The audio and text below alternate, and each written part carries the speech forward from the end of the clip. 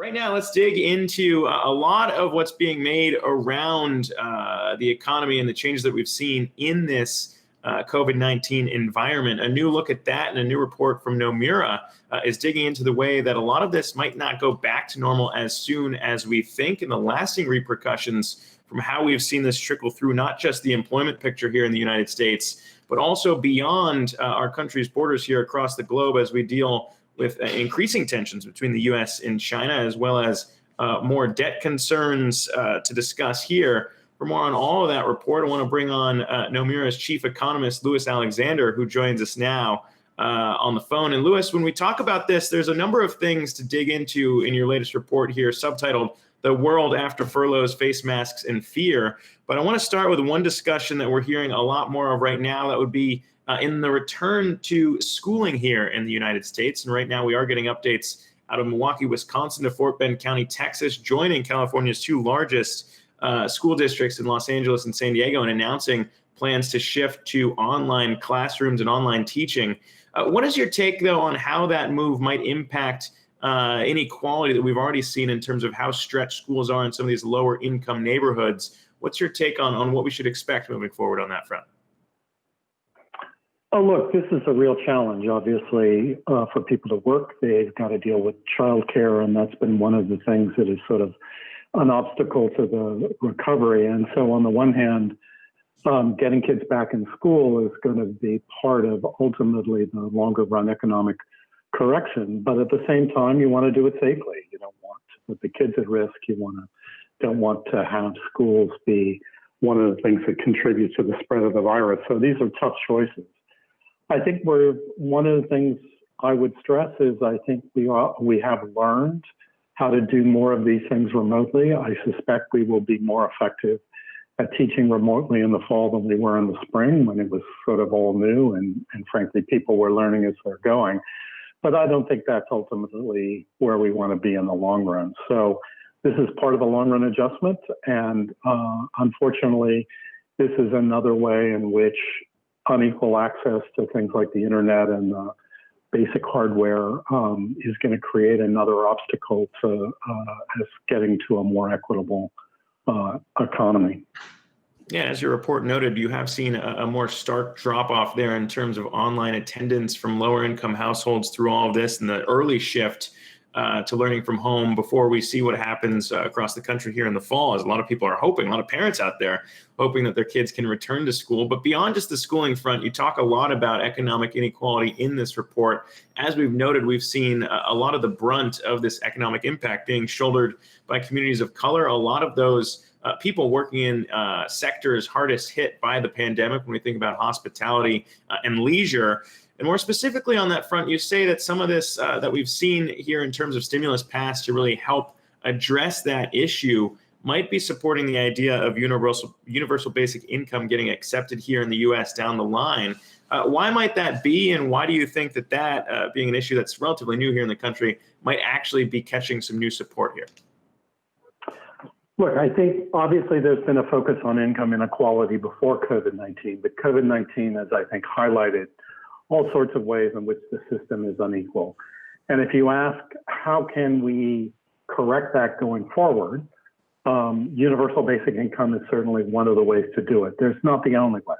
There are other ways in terms of subsidizing low-wage work. So essentially a version of the earned income tax credit would be another way to go.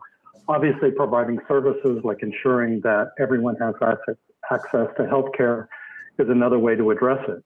I think what COVID-19 is going to do is take all of those issues that were in the debate before and in some sense give them a big push, because we've obviously seen that this is a much bigger problem than I think people had acknowledged before. And when we talk about the global picture here, that's one thing that you dive into. And when it comes to the U.S.-China tensions, we've seen those ratcheted up here, especially when we think about how China's been handling their Hong Kong situation. We also got the security update there from the EU looking into working with Huawei and banning tech companies, giving them about 7 years to really undo any use of Huawei technology there. But when you look at U.S.-China tensions and the way that whether or not President Trump gets reelected or it's Joe Biden come November, it sounds like either way, tensions here are continuing to rise and expected to continue to rise even after the election, whether it's Joe Biden or President Trump. What's the impact of that on the global economy as nations try to rebuild? And all of this, again, a reminder, all of this happening in real time for a lot of the world's most advanced economies and emerging markets at the same time. So let me make 2 points about this. One is there's no more important bilateral economic relationship than the U.S.-China relationship in the global economy. And so if that is off track, it's hard for the global economy to get back on track. And I would very much agree with the way you framed it, which is the issues are broad, they are multidimensional. President Trump is focused on a particular aspect of the U.S.-China relationship in terms of the trade balance. I think President Biden, if that happens, would focus on other issues, for example, human rights. So it wouldn't be exactly the same, but in broad terms, the relationship is off track, and that is going to be a challenge for whoever is the next president. The other thing, of course, is that the global economic system that we've been living with really since the end of World War II, but in particular since the fall of the Soviet Union, has been one that's focused on globalization. The assumption for that system has always been that the primary component parts would essentially be managed in more or less the same way. Market-driven economies, private sector entities engaging with a relatively limited role of government. China's growth, China's emergence with a very different model has challenged that. We have to find a way to evolve the global system in a way that maintains as much of the benefits of globalization as we can, while accommodating a much greater degree of structural difference within that system. That's going to be hard to do without strong global leadership. To be perfectly honest, I don't think we're going to get that going forward. That's the challenge.